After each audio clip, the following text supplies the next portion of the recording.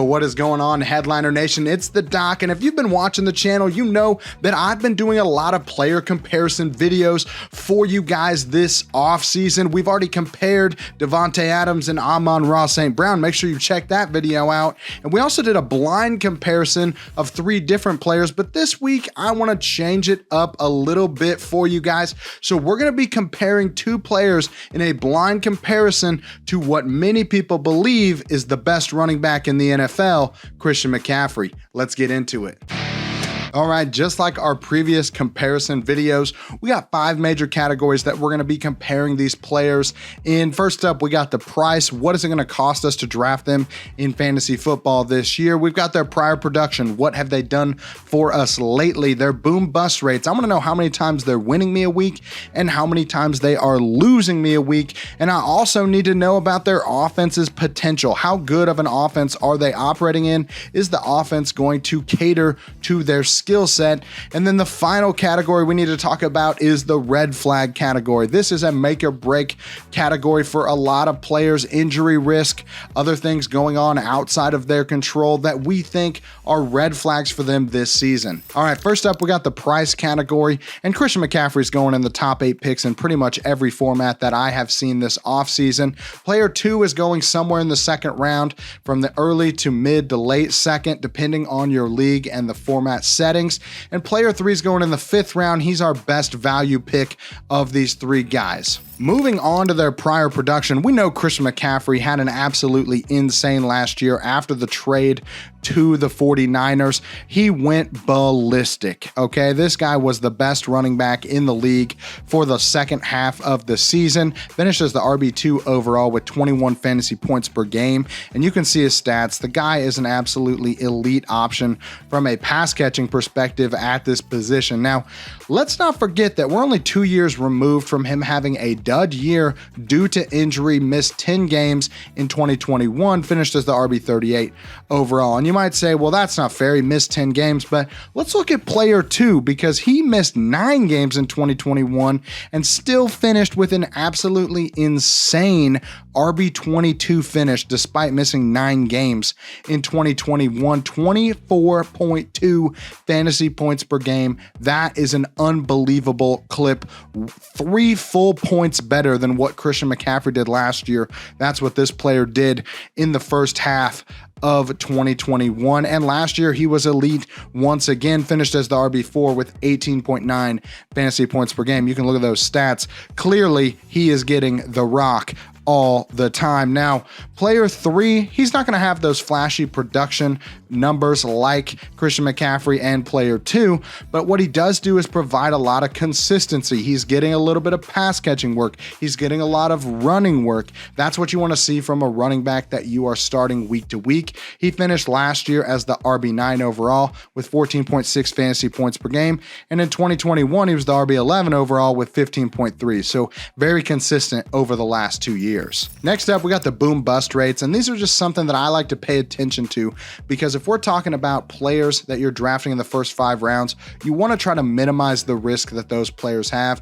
You don't want a player that is busting on your team often, costing you wins. Now, player 2 and Christian McCaffrey both had an odd 2021, which is affecting their bust rates over the last 2 years because they missed multiple games. And technically, if you miss a game, that is a bust for your fantasy team. So 41% for both Christian McCaffrey and player 2. Now, from a boom perspective, Christian McCaffrey was insane last year.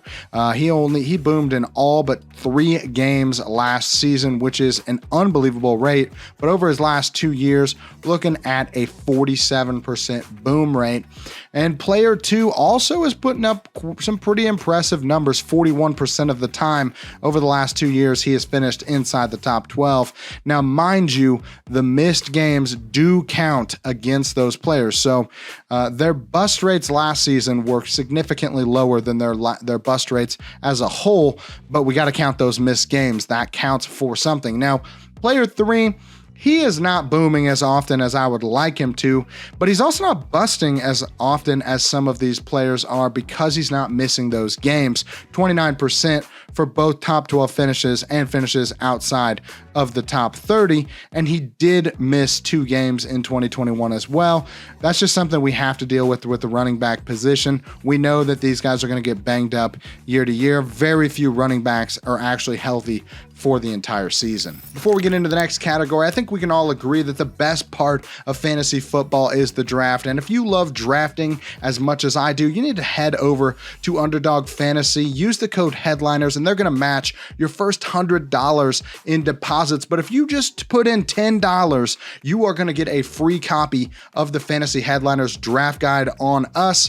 And you're also going to be able to enter multiple contests this season against one of the Headliner crew. And I think we can all agree that you want to play fantasy football with us and take our money, especially Kyle's. Everybody loves taking money from Kyle, but there's one extra bonus. If you put that $10 deposit in, you're going to get a chance to win something from Jake's office. We just did a video earlier this week where he opened $5,000 worth of stuff that Pristine Auction has sent us, and you could win one of those items, your pick, from Jake's office. So definitely head on over to Underdog Fantasy, put that $10 deposit in, and get all that free stuff from the Headliners. Moving on to each player's offense's potential.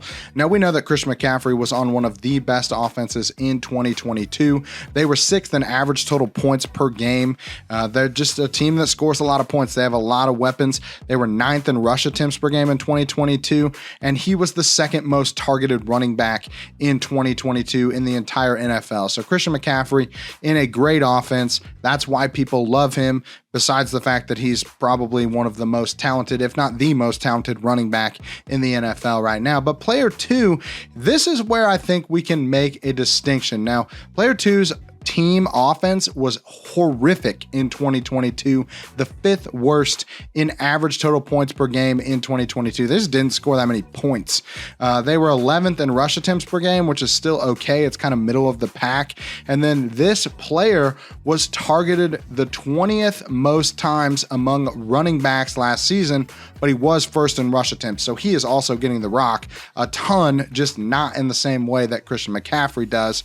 And the team does want to shift towards a heavier passing attack this year, which could be a concern given the fact that he is making his hay by getting all those rushing attempts. Now, player 3, though, his offense was just kind of middle of the road. 14th in average points per game in 2022. 15th in rush attempts per game in 2022.